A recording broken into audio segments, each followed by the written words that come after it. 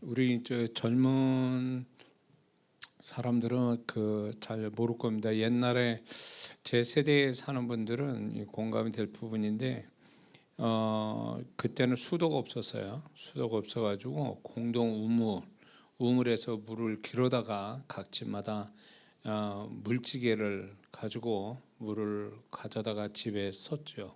그러다 조금 집안이 좋은 집안은 이제 펌프라고 그랬죠. 이 펌프질 해가지고 물을 이렇게 지하수 뽑아가지고 물을 쓰고 그랬는데, 이 펌프가 있는 집도 좀 여유가 있는 집에 펌프를 설치를 했어요. 그 펌프를 설치하려면 그 땅을 파는 사람, 그 땅을 지하수를 파는 전문가를 불러야 돼요. 그래가지고 그 일을 저희 집에서 이제 펌프를, 저희 아버님이 그때 당시에 보면 좀 미군 부대 다니셔가지고 잘 살았던 것 같아요.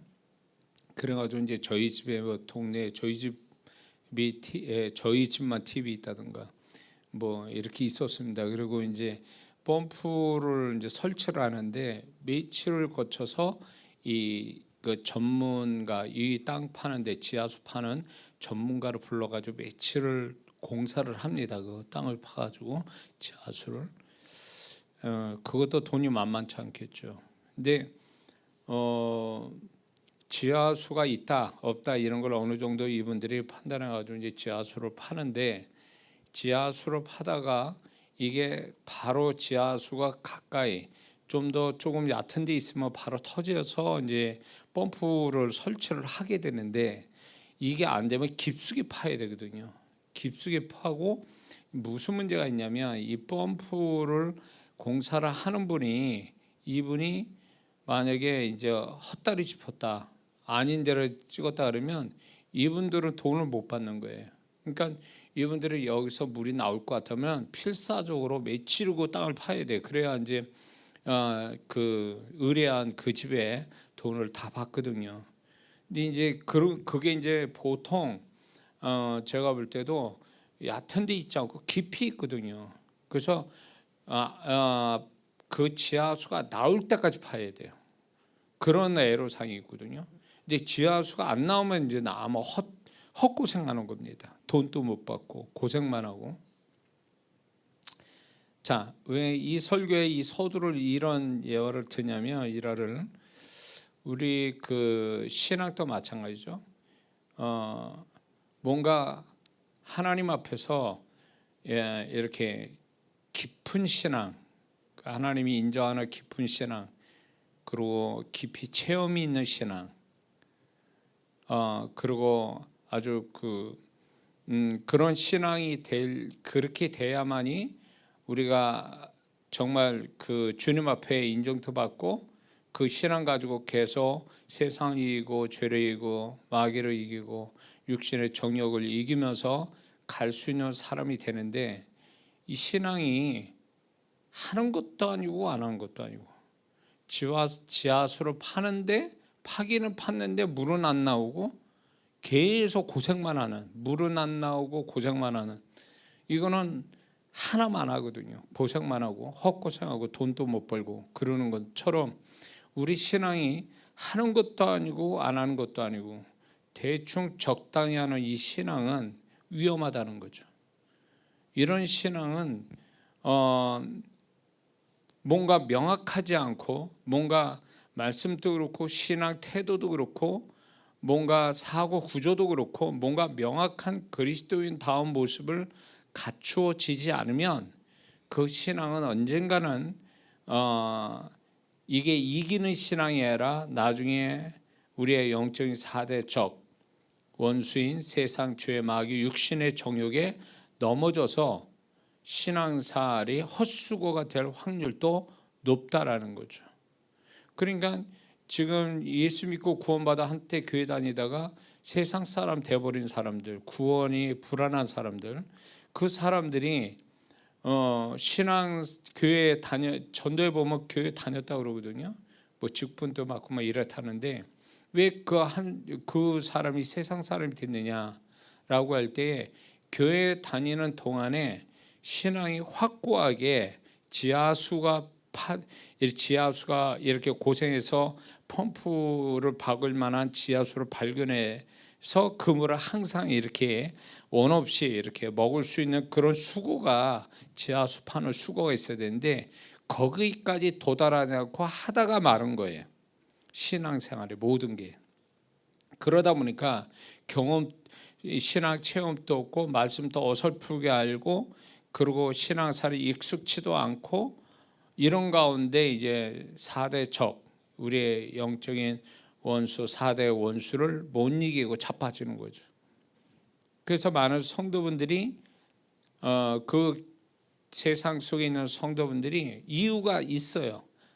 안 되는 데는 만 가지 이유가 있고 잘 된 데는 한 가지 이유만 있다고 있듯이, 그런 말이 있죠.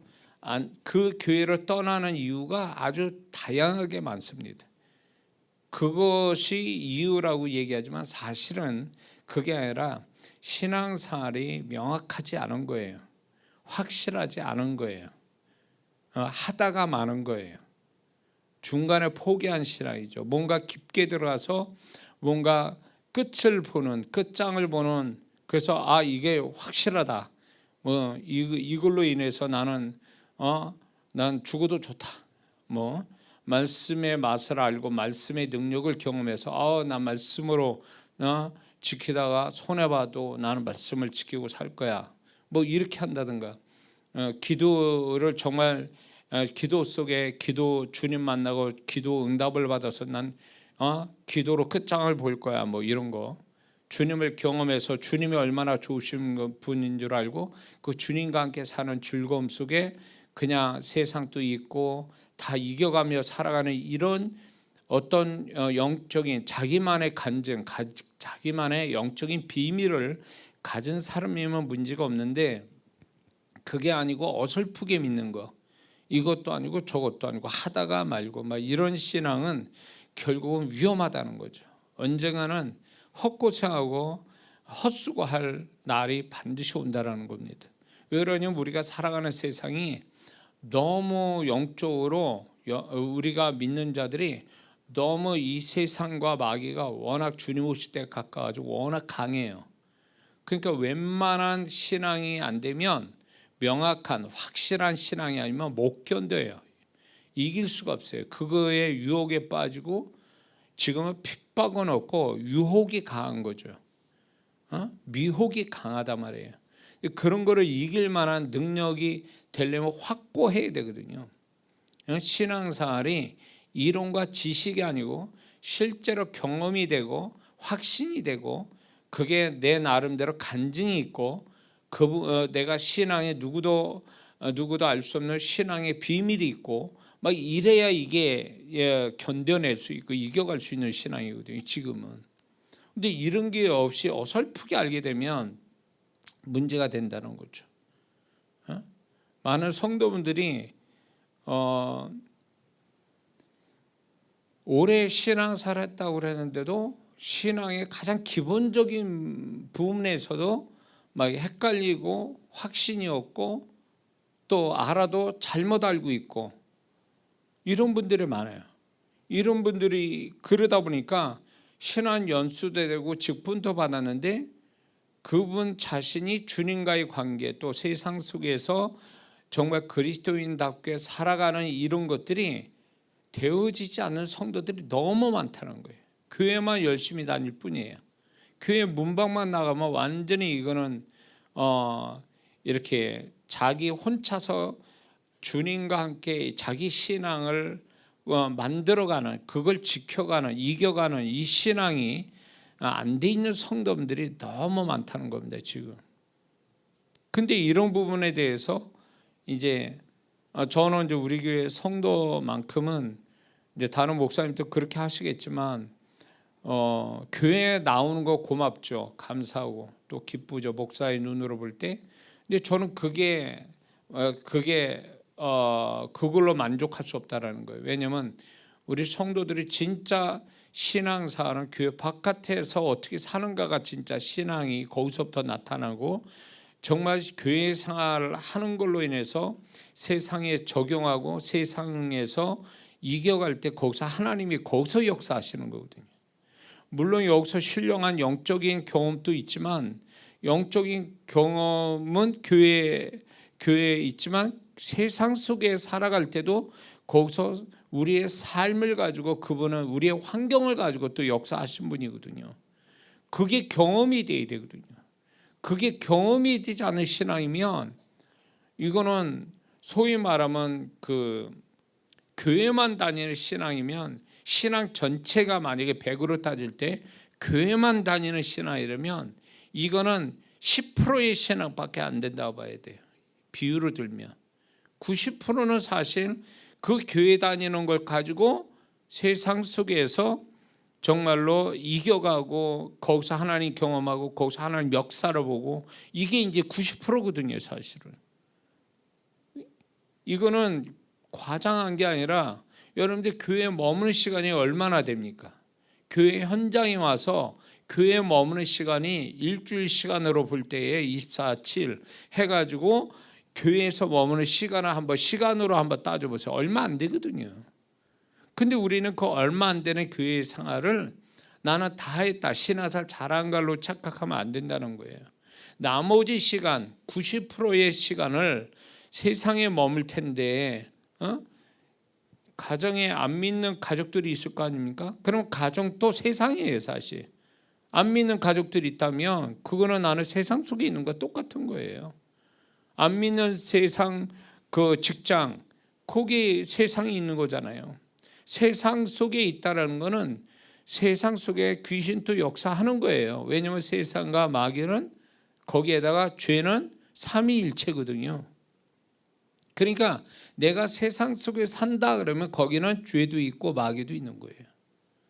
그런 속에서 우리가 이겨가고 정말 마지막 주님 오실 때 그리스도의 신부로서의 존재요 신앙이 이게 만들어져 가려면 굉장히 우리는 패배하는 신앙이 아니라 존재가 아니라 이기는 신앙, 이기는 존재가 돼야 되거든요. 그렇게 하기 위해서는 중요한 건 뭐냐면 확실해져야 돼요. 지금 신앙이 말씀을 알아도 확실하게 뭘 말씀을 경험하고 말씀을 또 말씀을 아는 거, 말씀의 능력, 기도의 능력, 보혈의 능력, 이런 어떤 이런 연합의 능력, 교회 이런 것들이 실제로 우리에게 작용하고 있는데 이게 실제로 내가 경험돼서 확신으로 들어와 있어야 되거든요. 이것이 최고다. 이게 정말 중요하다. 이런 마음이 이거 아니면 안 된다. 이게 1순위다. 이런 게 있어야 우리가 신앙이 지켜지고 이기는 사람이 되고 그것이 흔들림 없는 신앙이 될 텐데 이게 안 되면 이게 문제가 터지는 거예요. 이게 문제가 된단 말이죠. 그러니까 세상 그 속에 들어간 구원받은 성도들은요, 그들이 악해서가 아니에요. 악해서가 아니고 너무 세속적이라 그런 게 아니라 이런 신앙이 교회에 들어와 있을 때 이게 확고하지 못한 상태에서 뭐 여러 가지 어려움을 당하고 뭐 기분 나쁜 일 당하고 이러다가 교회를 나가버린 거거든요. 우리가 이렇게 되면 안 되는 거거든요. 그래서 제가 이 말씀을 지금 수요일이나 목요일을 시리즈 말씀을 하는 이유가 여러분들 이게 단발적인 설교는 쉬워요. 근데 한 주제를 시리즈로 몇 개월을 한다는 건 이건 보통 일이 아닙니다. 근데 주님이 저에게 이런 시리즈 말씀을 몇 개월을 거쳐서 하게 하는 거, 이 방언에 관해서도 몇 개월, 한 6개월 정도 했을걸요. 그 정도로 하고 이렇게 이 죄에서 벗어나 거룩에 이르기까지 이거는요 아마 지금 몇 개월 할지도 몰라요 지금. 그런데 이렇게 하게 하신 이유가 아까도 얘기했지만 주님은 우리가 확실한 신앙, 이기는 신앙을 갖게 하기 위해서 모든 게 분명해야 된다는 거예요. 신앙이 분명한 신앙을 가져야 오늘날 우리 신앙을 잃어버리지 않고 빼앗기지 않고 그분과 함께 살아갈 수 있는 신앙이 되는 거거든요. 그러니까 그런 것이 되기를 바라고 확고한 확실한 신앙을 심어주기 위해서는 뭐냐면 이게 디테일하게 깊게 들어가야 된다라는 거예요. 신앙이 디테일하면서도 깊게 들어가야 그 신앙이 거기서 확고해지지, 그냥 대충 수박 겉핥기식으로 이렇게 해가지고는 신앙이 유지가 안 된단 말이에요. 명확하지 않으니까.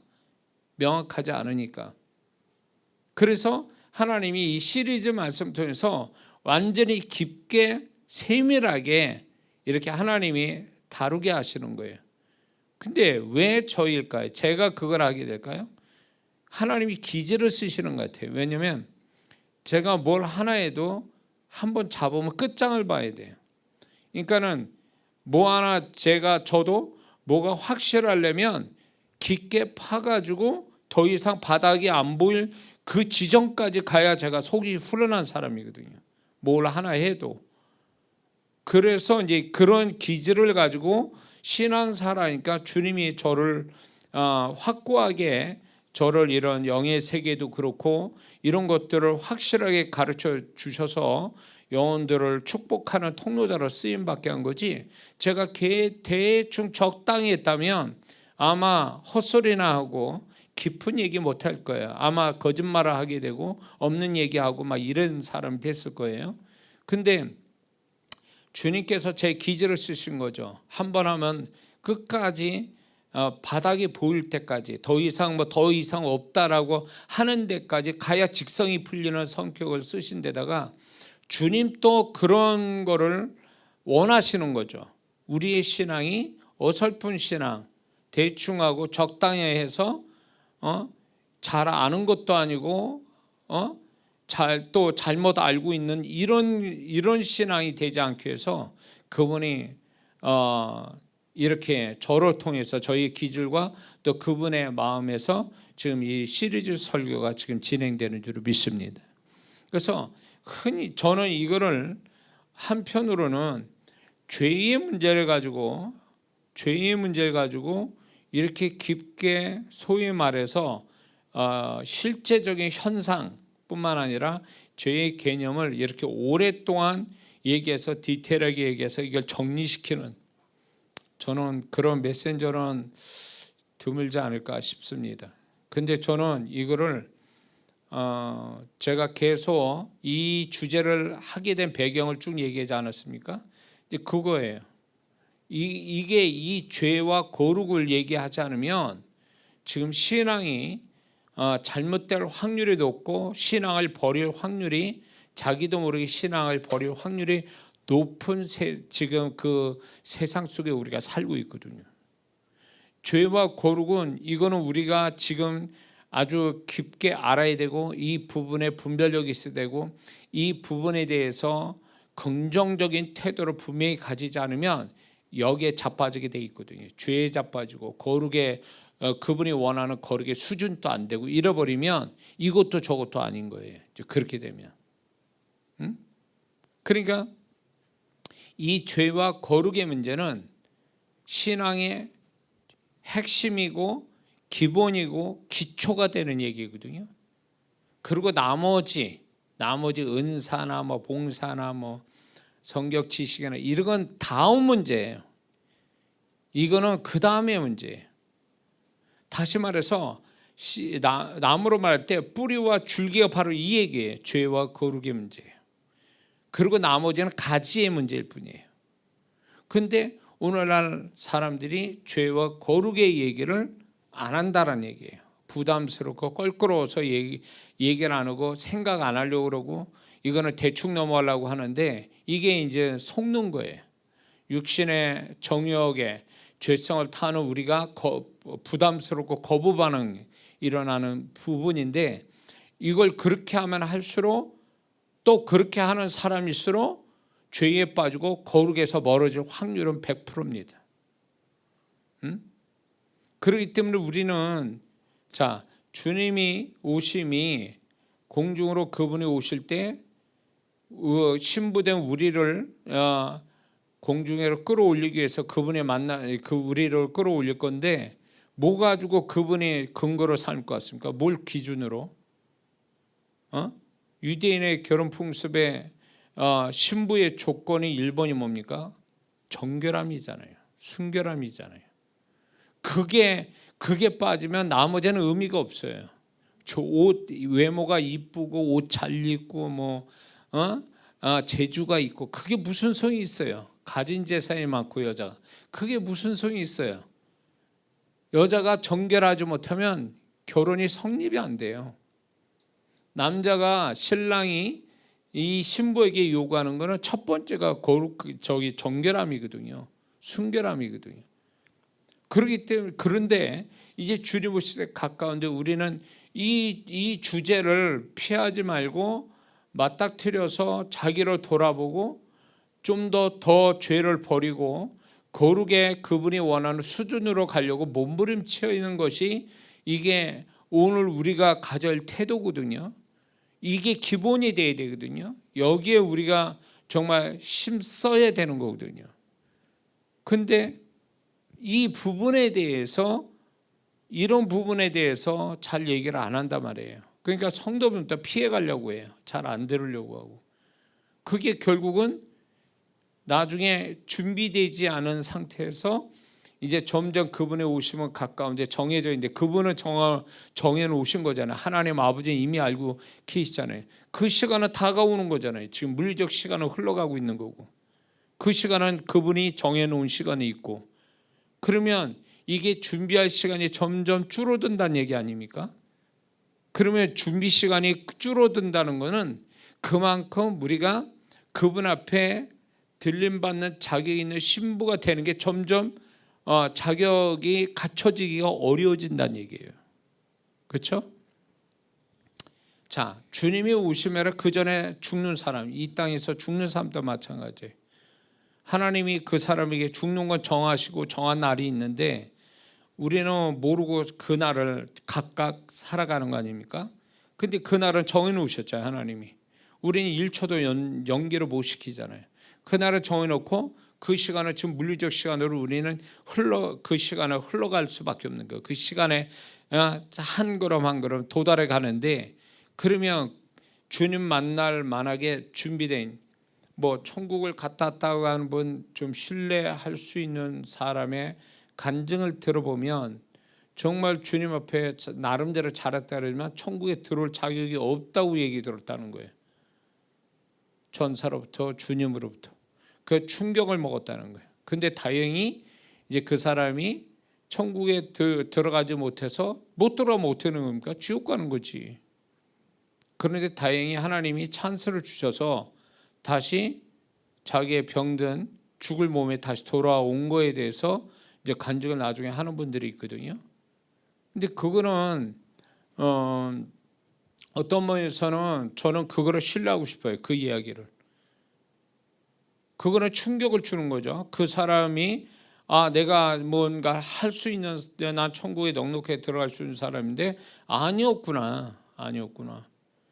그런 거에 충격을 먹어서 자기도 다시 한번 자기를 돌아보고 주님 앞에 바로 서기 위해서 어떻게 해야 되는지를 고민하고 그걸 위해서 더 열심히 사는 그런 모습을 가진 사람들을 보거든요. 저는 그분이 또 간증할 거 아니에요. 간증하면서 이제 정말로 느슨해진 그리고 이대로 조싸움이 하는 성도들을 일깨워서 정말 천국에 넉넉하게 들어갈 만한 성도로 이렇게 만들어 주는 거 아니냐 말이에요.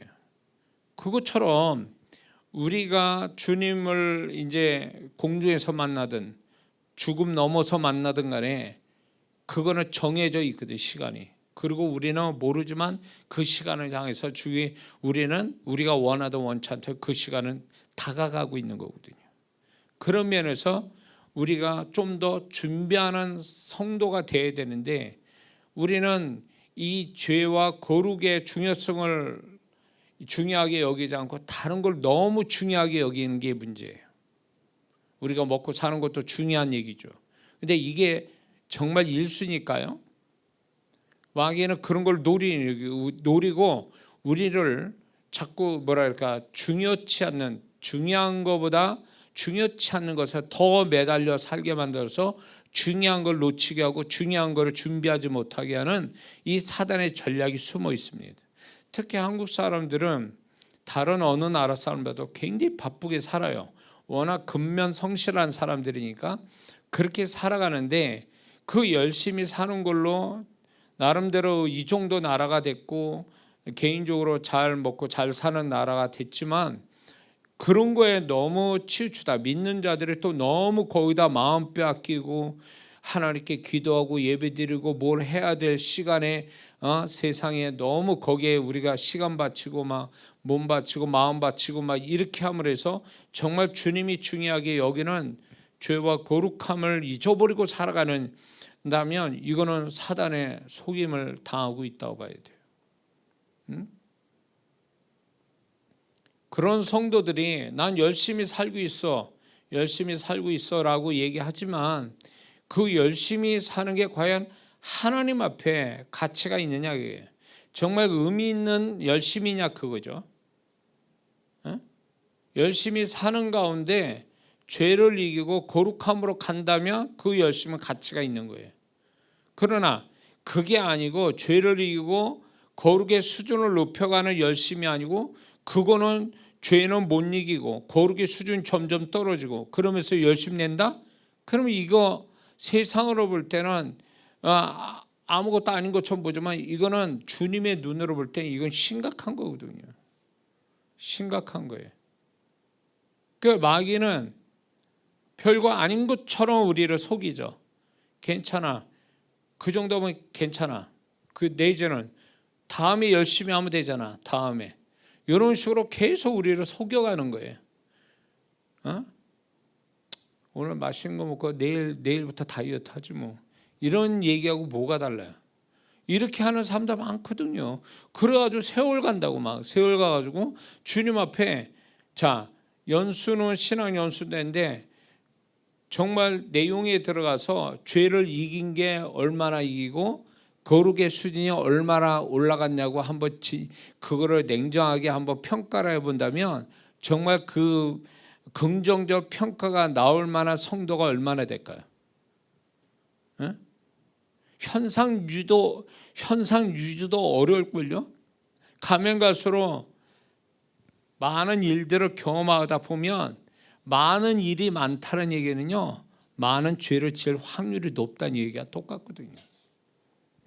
그런데 그렇게 살아가는데 정말로 하나님의 보시는 관점에서 내가 얼마나 그분 앞에 인정받는 존재가 되고 축복받을 만한 존재되고 그 신앙이 되는가에 대한 이 기초가 되는 죄와 거룩, 죄를 버리고 거룩의 수준을 이루는 것이 이런 것들을 평가할 때 정말 나는 시간을 잘 보냈느냐라고 생각하면 그걸 자신 있게 얘기하는 사람 누구 몇 명이나 될 것 같습니까? 이런 부분에 대해서 아무렇지 않게 생각해요. 그러면서 시간을 막 흘러가는데 영적인 수준은 존재의 수준은 점점 떨어지고 죄는 더 많아져가고 거룩의 수준도 떨어지고 이러면 이 사람 인생 잘못 사는 거예요. 세상 사람은 그렇게 얘기 안 보죠. 아우 저 사람 열심히 살아 돈도 벌어. 그러나 하나님 바라보실 때는 넌 잘못 살고 있는 거 너 그렇게 살면 그렇지 않겠습니까? 그분은 우리가 돈 버는 거 가지고 계산하시겠습니까? 열심 내는 그 자체 가지고 그분의 나를 칭찬할 것 같습니까? 열심 또 어떤 열심이냐? 가치 있는 열심이냐?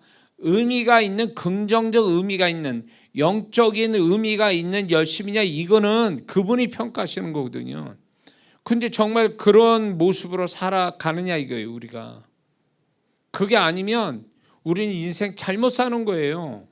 근데 잘못 사는 줄도 모르고 그냥 막 살아가는 거지. 왜 그럴까요? 이게 이제 주일날 설교할 내용 중에 하나인데 충격을 못 받은 거예요. 아, 내가 이렇게 살아서 안 되는 사람인데 라는 충격이 없는 거예요. 그러니까 그 충격이 없다는 얘기는 자기 스스로가 합리화시키는 거예요. 난 요 정도 하면 됐어. 그 합리화가 왜 생긴 줄 아세요? 또 근본으로 가보면 주님과 말씀을 충격적으로 받아본 적이 없기 때문에 그래요. 살아계신 그 주님을 기도 속이든 일상이든 간에 그분을 충격적으로 자극적으로 그분에 맞닥뜨려 보지 않아서 그런 거예요. 말씀이 밋밋하게 보이니까 말씀이 아무것도 아닌 것처럼 보인 거예요. 말씀을 충격적으로 받으면 말씀 때문에 뒤집어질 텐데 말씀을 밋밋하게 보죠. 주님하고 사귐도 없죠. 그러다 보니까 합리화가 되는 거예요. 아, 난 요 정도 하면 됐어. 나는 어쩔 수 없어. 나 이렇게 주님도 이해하실 거야. 이런 식으로 얘기하거든요. 그런 식으로 하니까 죄를 더 짓게 되고 거룩의 수준 점점 떨어지게 되는 거죠. 이거는 특별한 얘기가 아니에요. 이거는 믿는 자라면 이런 것들에 대해서 우리는 자주 들어서 이런 부분에 대해서 명확한 어떤 그분이 바라시는 내면의 태도를 가져야 되는데 우리는 이걸 자주 안 들으니까 자주 안 들으면 어떤 일이 벌어지냐면 자기 스스로가 정해놔요. 기준을. 아, 요 정도면 됐어. 그게 소위 말해서 엄격한 그분이 말씀하고 싶어하는 것들을 자주 들으면 난 이래서는 안 되는데 내가 저렇게 해야 되는데 그러면서 영적인 근심을 갖게 되고 영적인 부담을 가지고 막 이럴 텐데 그런 게 없는 거예요. 왜냐하면 주님을 만나본 경험이 많지 않고 그런 얘기를 많이 안 듣고 막 이러다 보니까 자기 스스로가 난 요 정도면 됐어라고 해서 자기 설정을 해놓거든요. 그 설정해 놓은 것이 자기를 망쳐가고 있는 거죠. 우리는 끊임없이 그분이요, 너 지금 이대로 하면 안 돼. 너 지금 이 상태 가지고는 안 돼. 그래서 그분이 계속 우리를 뒤에서 몰아가시는 이 느낌을 받고 살아야 정상인 거예요. 아멘해요. 뒤에서 막 야, 너 그렇게 하면 안 돼. 너 이렇게 하면 큰일 나. 군대 갔다 온 남자들은 알 거예요. 훈련 받을 때 뒤에서 조교가 막 그냥 막 욕해가면서 막 그냥 막 발로 차고 그러면서 빨리 못해 그러면서 막 난리를 치거든요. 그러니까 막 그 얼떨결에 막 의도 터지지 않으려고 막 열심히 앞으로 구르고 막 난리를 치거든요. 그러다 보면 원래는 힘들어서 못하는 건데 막 조교가 닥달되니까 막 어떤 힘이 나오는지 막 하는 거예요. 그게 우리 신앙에 그게 있어야 되거든요. 근데 이게 뒤에서 막 몰아가면서 뭔가 영적인 불안감, 부담감, 근심 같은 주는 이 역사가 없어 놓으니까 마음 편한 거예요. 수준을 딱 세워놓고 자기가 자기 멋대로 설정해 놓고 나 여기까지 했다 이런 식으로 얘기하는 이런 신앙이 과연 이게 과연 끝까지 남아 있을 신앙이냐는 거예요. 그러니까 세상에 저 속에 있는 크리스찬들을 어떻게 보면 그 성도들을 무시 못하는 게 어쩌면 그 모습이 내 모습이 될 수도 있거든요. 장래에. 그렇지 않으려면 우리는 신앙을 중요한 주제에 대해 특히 오늘 이렇게 수요일마다 하는 이 죄와 거룩의 수준에 대해서 이런 것들을 우리가 계속 들으면서 부담을 느껴야 돼요. 부담 느끼는 성도가 은혜를 받는 거예요. 사실은 부담이 없다. 그러니까 오늘 같은 날 어쩌면 제가 보니까 그 전에 제가 좀 들을 만한 메시지 전할 때보다 훨씬 좀 줄었어요. 실시간 들어오는 성도나 이렇게 나중에 보면 이게 부담스러운 거예요. 근데 부담스러워라고 제가 설교를 하는 거거든요. 사실 이건 주님이 원하시는 거예요. 그러니까 부담을 가지면서 들어야 이게 은혜가 되고 부담 가지면서 듣는 성도가 제대로 또 은혜를 받는 성도거든요. 그래야 이 성도가 부담 자체가 그 사람 심령 안에서 역사를 하는 거거든요. 지금 부담을 안 가지면 이건 문제가 되는 거예요. 여기에 안 걸릴 사람 누가 있습니까? 저로 시작해야죠. 죄와 거룩의 이 두 단어에 안 걸릴 성도가 어딨냐고. 이 땅에. 다만 그거에 좀 더 우리가 그 부담을 덜기 위해서 덜어서 좀 더 그분이 원하는 수준에 몸부림치며 갈 거냐, 아니면 모른 채 하고 무시하고 지나갈 거냐, 이거의 차이뿐이지.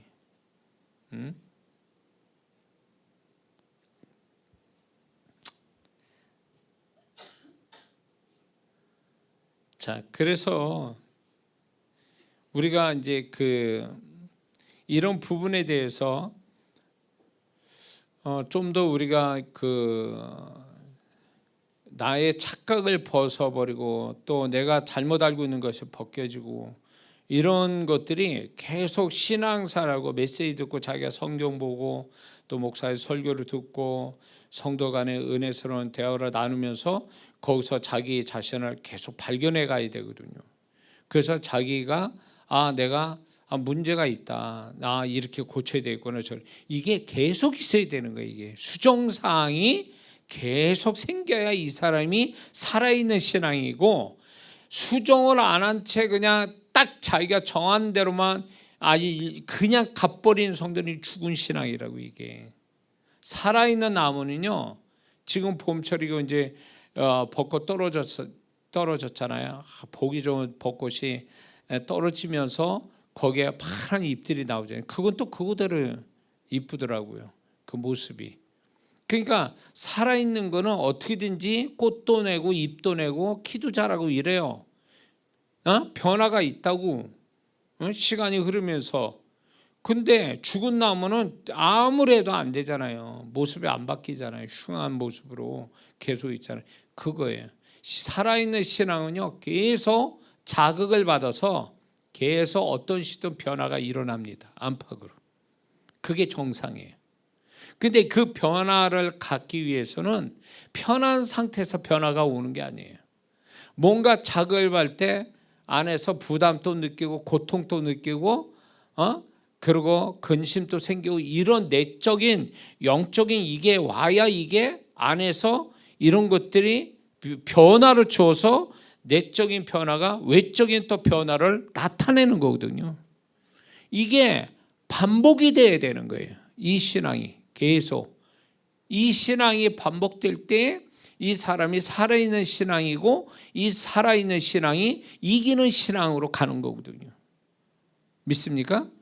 근데 오늘날 성도분들이 목사의 눈을 볼 때 이걸 피하는 성도들이 너무 많아요. 그러니까 부담되는 설교는 안 들으려고 해요. 그거는 이미 자기가 죽은 고목나무 되고 싶어 하는 거예요. 살아있는 열매 맺는 나무가 아니라 죽은 고목나무, 죽어가는 고목나무 되고 싶어 하는 거지. 이건 어리석은 거예요.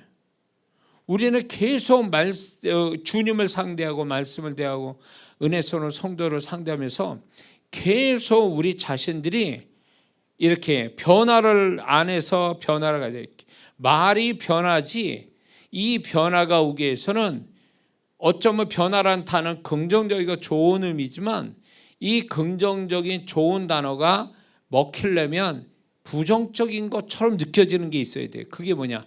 충격받고 자극받고 고통스럽고 부담스럽고 이런 게 먼저 와야 되는 거예요. 이게 와야 변화, 이런 것들이 변화를 주는 거거든요. 이게 변화를. 근데 이런 게 하나도 안 느껴. 죄에 거룩 아무것도 느끼는 거 없고 듣고 싶지도 않고 이런 성도가 무슨 그 안에 변화가 있고 그 성도가 어떻게 수준 높은 신앙을 가지고 존재가 될 수 있냐는 거예요. 그러니까 제가 이런 설교는 어떻게 보면 대중적이지 못하고 재미없는 설교가 될 수 있고 잘 안 들으려고 해요. 그러나 이거는 분명히 주님이 제가 전하게 하실 때는 들을 게 있는 성도가 있기 때문에 저보고 전하라고 하시는 거거든요. 단 한 사람이라도 그 사람을 세워주기 위해서라도, 저는 메신저니까, 전하는 자니까, 전하는 자로 세웠다면 들을 자가 있기 때문에 전하는 자로 세우신 거잖아요. 그러면 듣는 자가 있다면 이 듣는 자 한 사람을 위해서라도 주님을 저를 또 쓰시는 거니까. 그래서 저는 이 주제를 저는 이제 사실 부담스럽지만 부담스러우면서 해야 이게 하나님이 또 원하시는 거니까 그렇게 합니다. 저 자신을 위해서도 그렇고. 근데 이제 많은 분들이 제가 이제 메시지를 전하잖아요. 메시지 전하면 저기 목사님들이나 평신도 훈련시킬 때 그분들이 저한테 자주 한 말이 있었어요.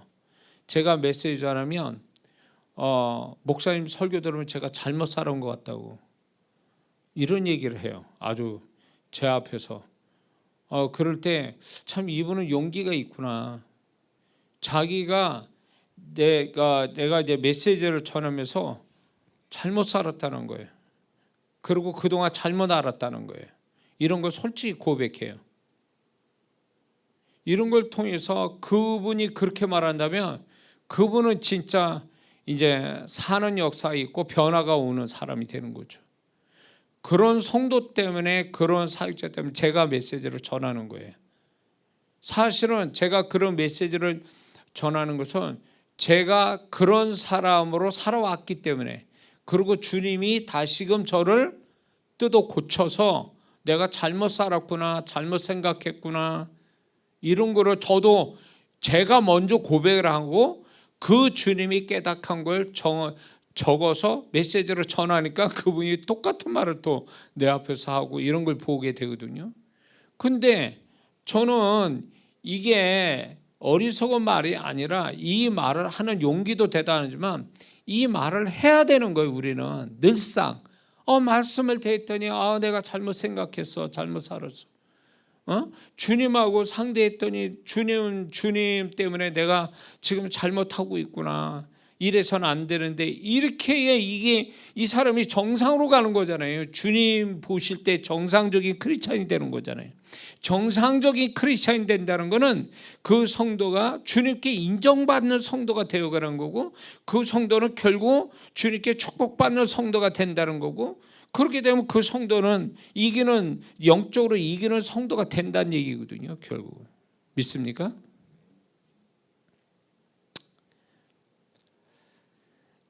자, 그래서 저는 이 죄에서 벗어나서 거룩에 이르기까지의 이 주제 가지고 이제 얘기할 때 구원을 얘기 안 할 수가 없어요. 구원을. 우리의 구원은 정말 하나님의 은혜로 내가 선택한 게 아니라 그분이 나를 선택하셔서 마음 열게 하시고 성령님을 통해서 마음 열게 해서 나를 구원해 주신 거잖아요. 일방적인 은혜로. 믿습니까? 그런데 구원을 받아서 이제 구원을 받고 신앙생활하는데 전도자나 목사님 이런 얘기를 자주 하시거든요. 예수 믿고 구원받아서 죄사함을 받았으니 이제 교회 다녀야 되고 성경을 봐야 됩니다. 교회 생활을 해야 됩니다. 이런 얘기 하시거든요. 그러면서 하나님을 좀 더 고상한 말로 하나님을 높이고 하나님 위해서 살아야 됩니다. 이런 얘기를 하세요. 이건 틀린 말은 아니에요. 그렇게 살아야 되는 거예요. 그런데 이게 아무것도 모르고 세상 속에 살다가 예수님 영접하고 구원받은 성도가 구원받은 다음에 이 이야기 들었을 때 어떤 느낌이 올까요? 굉장히 부담스러워할 겁니다. 그러니까 소위 말해서 뭘 해야 되는가 보다 막 이런 생각을 갖는단 말이에요. 예수 믿고 구원받은 다음에 뭐 교회도 다녀야지, 뭐 죄 모두 버려야지, 뭐 죄도 버려야 되고, 뭐 하나를 높여야 되고, 하나를 위해서 살아야 된다, 막 이런 얘기하면 이 성도는 굉장히 뭔가 행위를 더 많이 뭔가를 가져야 된다는 이 부담 때문에 신앙생활이가 쉽지 않다라는 거죠, 사실은. 그래서 뭔가 더 얹어진 짐을 하나 더 갖는 세상에서 짐을 가지고 살다가 예수 믿고 좀 홀가분하게 좀 예수 믿고 살랬더니 또 거기다 또 예수 믿는 짐을 딱 얹어가지고 신앙생활 하려니까 예수 믿는 그 구원받은 사람이 깝깝함을 느낄 수 있어요. 교회 구원받았더니 교회도 다녀야 되고 뭐 또 해야 되고 지금까지 안 해본 걸 또 해야 되고 막 이런 부분에 착각을 하거든요. 그러면서 막 부담스러워하고 벅찬단 말이에요. 답답해하고. 이게 틀린 말은 아닌데 이게 먼저일까라는 생각이 드는 거예요. 저는 무슨 생각 드냐면 구원받은 성도에게 제일 먼저 가르쳐 준 거, 이 구원을 이루기 위해서 그분이 얼마나 희생하시고 고통받고 우리에게 엄청난 이 구원의 선물을 주셨는지를 얘기를 하지 않습니까? 그러면 구원받은 다음에는 뭘 해야 되냐면 이 구원에 대해서 보답하는 게 신앙생활이다. 구원에 대한 보답. 그분이 거저 나를 구원, 엄청난 대가를 치르시고 나를 거저 구원을 주셨는데 우리가 남한테 내가 수고하지 않는데 어떤 사람이 나한테 크게 나를 도와줬어. 아무 조건 없이. 그러면 그 사람을 도와줬구나 하고 헤어집니까? 적어도 그 사람에게 그 날 도와준 보답은 해야 될 거 아니에요. 양심상, 예의상, 인간이라면 그런 거 똑같은 거죠. 예수님께 구원에 보답하는 것, 그거를 가르쳐야 되는 거죠. 주님 구원에 대한 보답으로서 이걸 신앙생활하는 거다 이런 말하고 뭘 해야 됩니다라고 막 행위를 너무 강조하는 거하고는 이게 달라요. 구원해 주신 은혜 앞에 감사함에 그 구원에 보답하는 길, 보답으로서의 신앙생활한다는 건 아주 어떤 차이가 얼마 나지만 이게 굉장히 의미가 다르다라는 거죠. 성도들이 볼 때. 그리고 이렇게 구원받아서 구원에 합당한 어떤 구원에 보답하는 신앙생활 하는 것이 이게 신앙생활인데, 이거를 어떻게 해석하냐면 어떤 성도는 구원받아서 내가 주님 앞에 예배드리고 기도하는 걸 자기 의로 여기는 사람들이 있어요. 내가 하나님께 이만큼 한다, 그러니까 하나님 날 축복하셔야 됩니다. 이거는 잘못 배운 거예요. 구원을 잘못 이해를 하니까 이런 식이 나오는 거예요. 그분 앞에 내가 이만큼 있으니까 나를 축복해 줘야 됩니다, 이거를 얘기하는 것은 구원의 개념을 잘못 배운 거고, 구원이 결국 우리는 구원받은 엄청난 이 구원을 보답하는 게 신앙생활이니까 감사함으로 하는 거지, 이게 무슨 내가 그분 앞에 예배드리고 기도하고 헌금한 거에 대해서 보상해 달라고 하는 식으로 가는 건 이 사람은 구원을 잘못 배운 거예요. 사실은 구원해 주신 그분 앞에 내가 그분 앞에 구원에 보답하는 신앙생활이 돼야 되는데, 그 구원에 보답하는 길은 결국 그분 앞에 거룩함을 가지고 사는 거라는 얘기를 해줘야 돼요. 구원에 보답하는 거 플러스 구원을 유지하는 거는 거룩함에서 온다라는 이거를 분명히 얘기해 줘야 돼요. 이거를 얘기 안 하니까 이게 구원받은 성도들이 지 멋대로죠. 교회 안 나온 보답하는 신앙이 아니라 그냥 부담스러워하고 재미없는 걸로 여기고, 그리고 구원을 지키는 거는 거룩함이라는 걸 안 가르쳐주면 구원받고 나는 딴짓거리 해도 된다라고 생각하는 생각을 갖게 되거든요. 이건 굉장히 위험스러운 생각이에요. 이해가 되십니까? 그래서 여러분들이 전도하고 구원받을 때 반드시 이걸 얘기해 줘야 돼요. 구원받았으니 이렇게 교회 생활 해야 됩니다, 이런 행위만 얘기할 게 아니라 구원을 지키고 구원에 보답하는 길은 거룩함을 지키는 길이다, 거룩함을 가져야 되는 거라고 분명히 얘기해야 됩니다. 거룩함을 얘기 안 하면 신앙의 방향이 잘못 가는 거예요. 사실은 신앙의 방향을, 구원에 보답하는 게 신앙사는데, 보답은커녕 하나님 앞에 내가 하나님께 무슨 보답이 아니라 보상받으려고 하는 식의 신앙이 된다면 이 사람은 구원 자체를 잘못 보고 있는 거죠. 이런 사람이 구원을 우습게 여기고 교회를 떠나는 거예요. 이런 성도가 구원을 받고 나서 이런 식으로 해석을 하니까 거룩함이라는 것을 안 갖는 거예요. 거룩함이 빠진 구원은 결국 구원을 못 지키는 이유는요, 세상에 들어가 있는 성도 있죠. 저 성도가 왜 구원을 잃어버릴 확률이 높은 줄 아세요? 거룩함을 잃어버렸으니까. 구원이 유지되는 거, 그 사람한테 구원받고 구원이 유지되는 거, 유지가 돼야 되는 거예요. 두렵고 떨림으로 구원을 계속 이루어져 가야 되는 거예요. 주님 오신 날까지. 그거는 결국 거룩함으로 유지되는 거란 말이에요. 봉사 안 하고 말씀 안 봐도 좋아. 그러니까 거룩함을 계속 가지고 있어야 구원을 지키는 사람이 된단 말이에요. 지킨다는 게 뭐예요? 빼앗아 가는 게 있으니까 지켜야 된다는 거거든요. 구원을 빼앗아 가는 자가 있단 말이에요. 세상이 있고 마귀가 있고 죄가 있잖아요. 그 구원을 애써 예수님이 엄청나게 대가를 쳐서 우리에게 구원 주신 거를 지키는 길은 거룩함을 갖는. 이게 중세시대 때 초대교회에서는 이게 전부였어. 신앙의 전부였다고. 구원받은 다음에 거룩함을 지켜야 된다는 게. 근데 오늘날 신앙이 어떻게 된 건지 이거를 강조를 안 하다 보니까 구원받은 게 우스운 거예요. 30초 예수님 영접함으로 당신 구원받습니다. 이러니까 구원 자체가 우습고 예수님의 그 희생을 확실하게 얘기 안 하니까 구원이 어떻게 왔는지, 그 구원이 얼마나 중요한지, 그 구원을 받은 걸로 끝나는 게 아니라 지켜야 된다라는, 이 지켜야 된다는 걸 강조 안 하다 보니까 교회 안 나와, 죄 짓는 걸 마음대로 죄 짓고 살아. 그런데도 자기는 예수님 영접했으니까 천국 간다.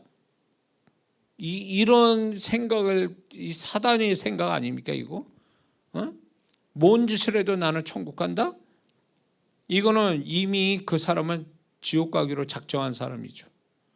구원이 그렇게 가벼운 게 아니잖아요. 근데 자, 구원받은 다음에 거룩함으로 구원을 지키는 건데, 그 거룩함은 뭡니까? 과거보다 죄를 버려가면서 거룩의 수준을 높여가야 되는 게 이게 구원을 지키는 길이거든요. 근데 과거의 죄를 그대로 가지고 계속 신앙생활한다? 거기에다 플러스 또 새로운 신종 죄를 또 만들어서 교회 다닌다? 그럼 이 사람은 구원을 안 지킨 사람이죠. 구원을 지킬 만한 자격이 안 되는 거죠. 응? 어떤 사람은 뭐 한 번 구원하면 영원한 구원, 누가 그런 소리를 합니까?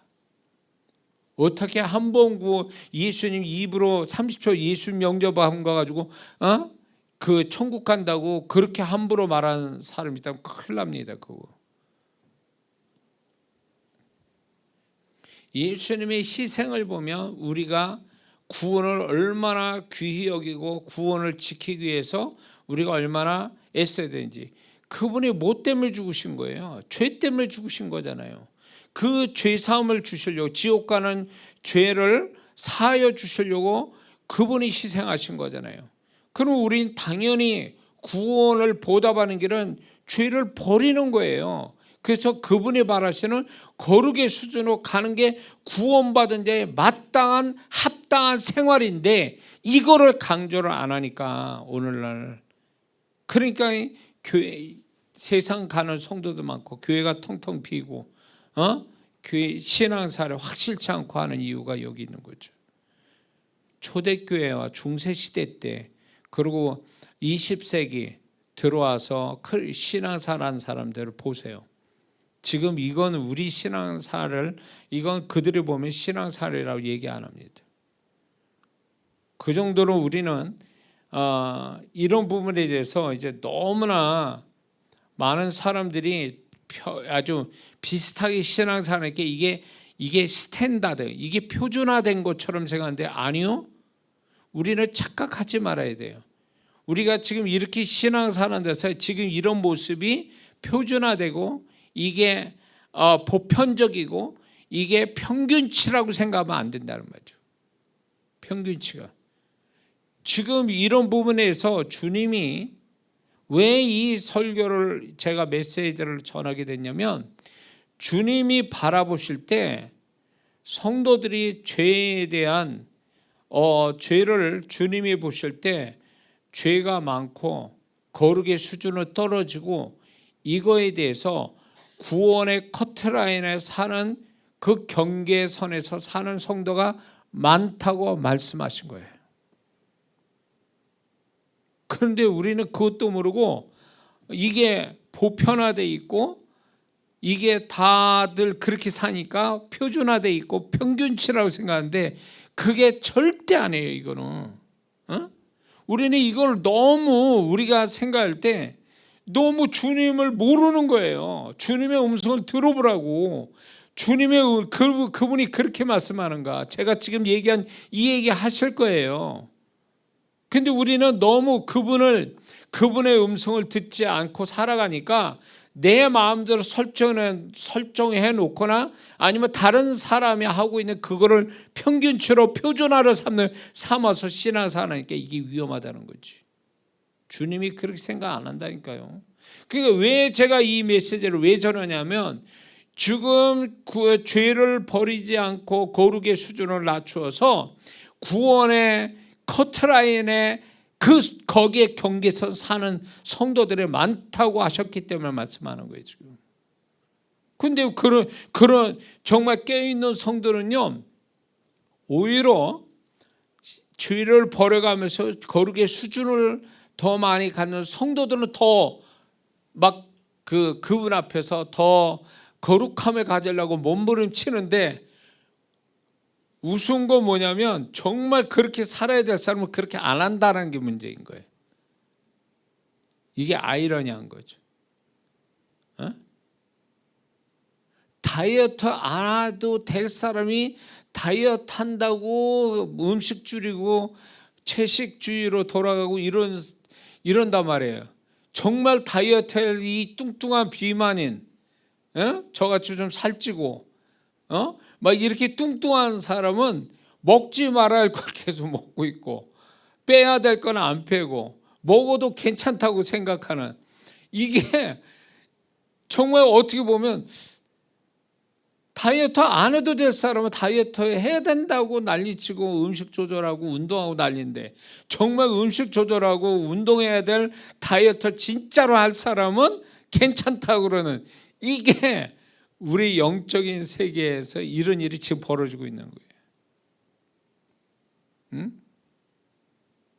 만약에 제가 주님으로부터 이런 마음을 안 받고 이런 음성 안 들었으면 제가 이 설교를 왜 합니까? 이거 밋밋하고 재미도 없고 이거 부담스러운 이 설교를 이 주제를 왜 얘기하냐고 제가. 그렇지 않습니까? 다른 주제도 많은데 신앙에 주님이 그렇게 말씀하셨기 때문에 그런 거예요. 주님이 그렇게 말씀하시기 때문에. 저는 적어도 제 설교를 주님이 저한테 말씀 주시고 이 설교를 들을 자가 있기 때문에 저를 이제 전하게 하셨는데 저는 그래도 제 설교가 편한 설교도 아니에요. 쉬운 설교도 아니에요. 이론 설교도 아니에요. 그럼에도 불구하고 설교를 듣는 성도들이 있다라는 게서 저는 참 신기하기도 하지만 이런 들을 게 있는 성도들이 부담스러워하면서도 듣고 또 주님의 음성을 듣고 또 기적도 경험하는 성도도 있다는 게 난 너무너무 감사해요. 너무너무 내 할 일을 하고 있는 것 같은 생각 드는 거예요. 난 그래서 제 주님으로부터 받은 이 저에게서 역사하시고 저에게 자극과 충격을 준 이 말씀들을요 저는 과장 없이 들을 게 있는 성도 내 앞에 모아준 그 영혼들에서 나는 사명감을 가지고 메시지를 전하는 거거든요. 안 듣고 싶지 않으면 가면 돼요. 뭐 안 들으면 되지. 그러나 저는 확신을 가지고 얘기하는 거예요.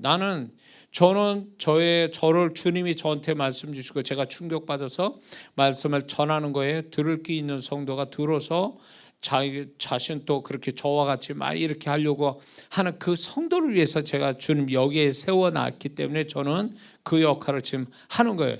저는 성실로 순종으로 저는 복을 받는 거고 그 성도는 들음으로 인해서 또 복을 받는 거고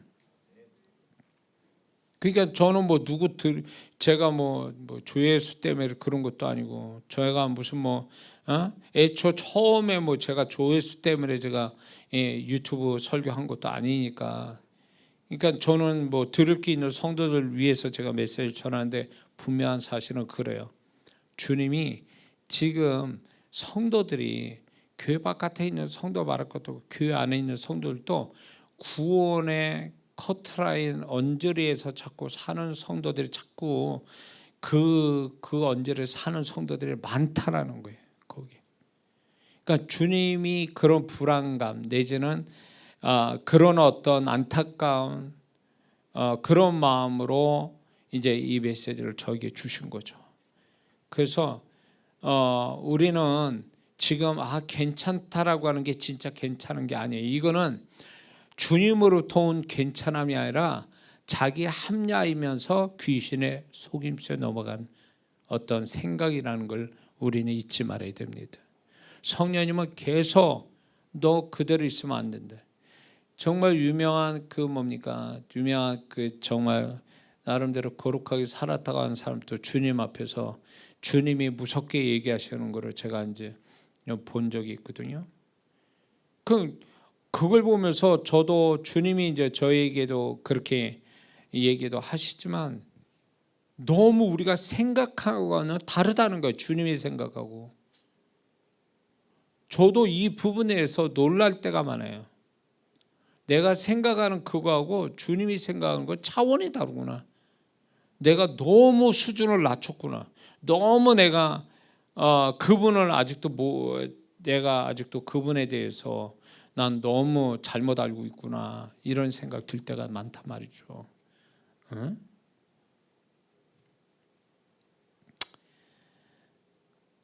자, 그래서 이제 이런 게 있습니다. 마귀가 예수 믿는 사람, 교회 안에 있는, 교회 바깥에는 이미 실패한 성도고요, 교회 안에 있는 성도들도 이제 어떻게 속이냐면요, 얘네들 어떻게 역사를 하냐면 그냥 영적 행위를 다 가지라는 거예요. 부담 없이. 그리고 방해도 안 해요. 웬만해서 방해를 안 합니다.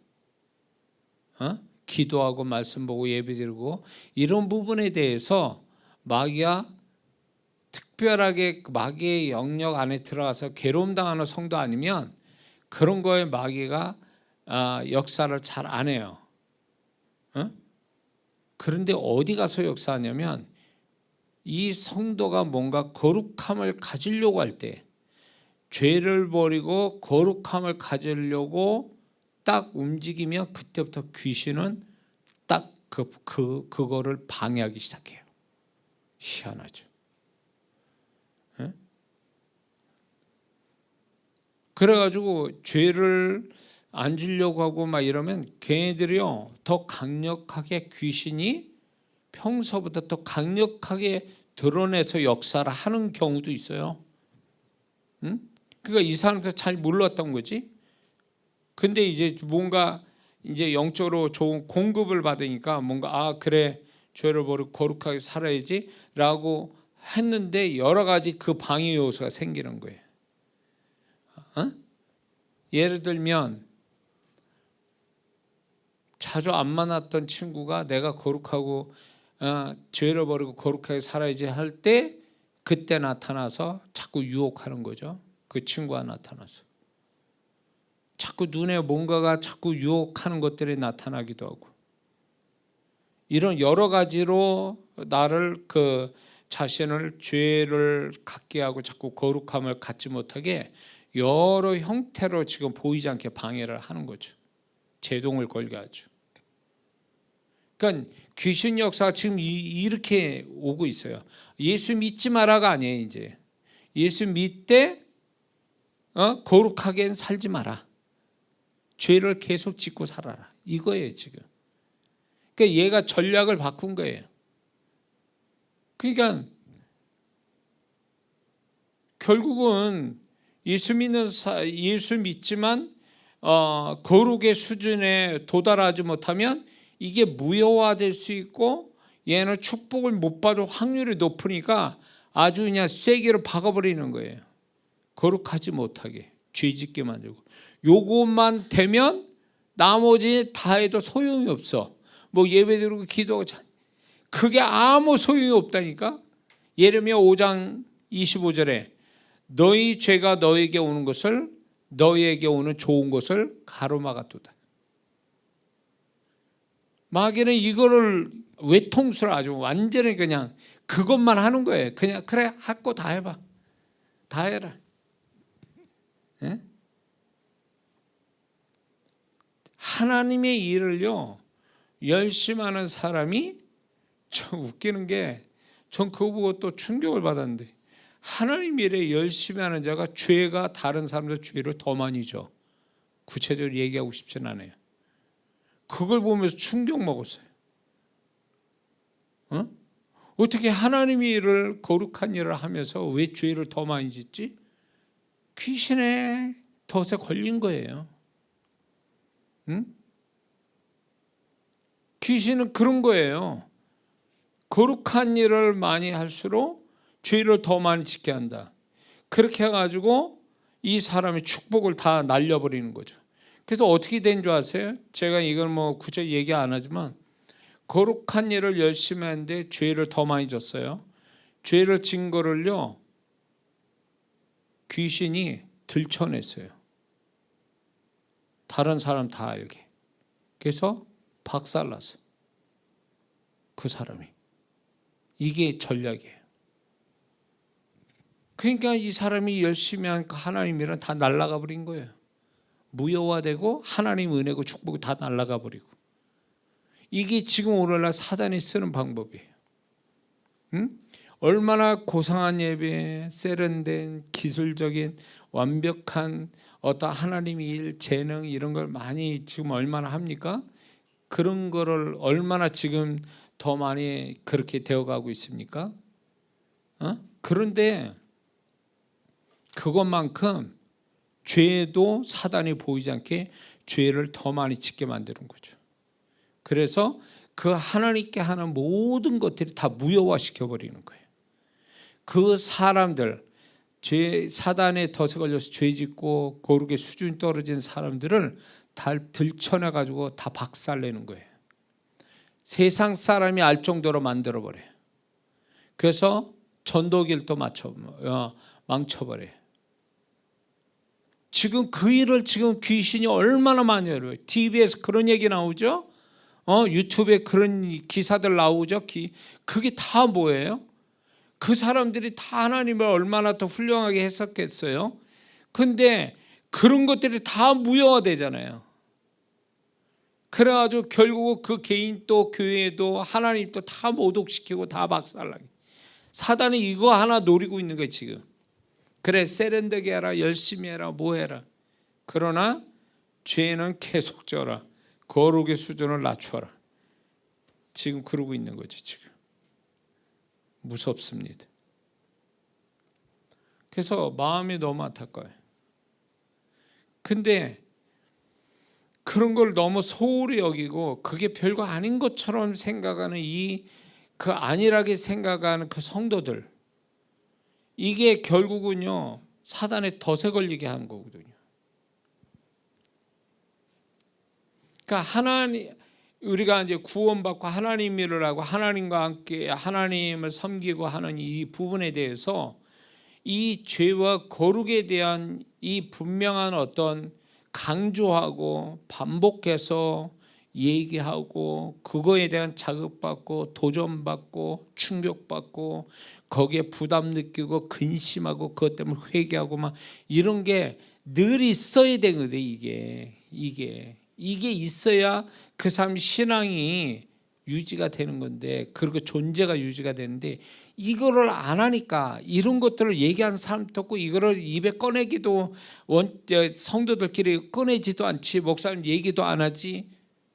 그러니까 이 부분에서 이게 아예 숨겨져서 별거 아닌 것처럼 만들어 가지고 결국 그게 사단이 원했던 바거든요.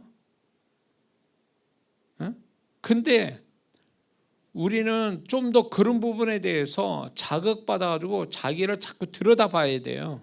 우리 자신은, 우리 안에 뭐가 있는지, 내 행위와 내 마음에 뭐가 있는지를 계속 들춰보고 인정하고 고백하고, 그렇게 하면서 이게 제일 중요하다는 것을 인식하고 죄를 버리고 거룩의 수준으로 가는 거에 몸부림치는 게 신앙 1번이란 말이에요. 이게 믿습니까?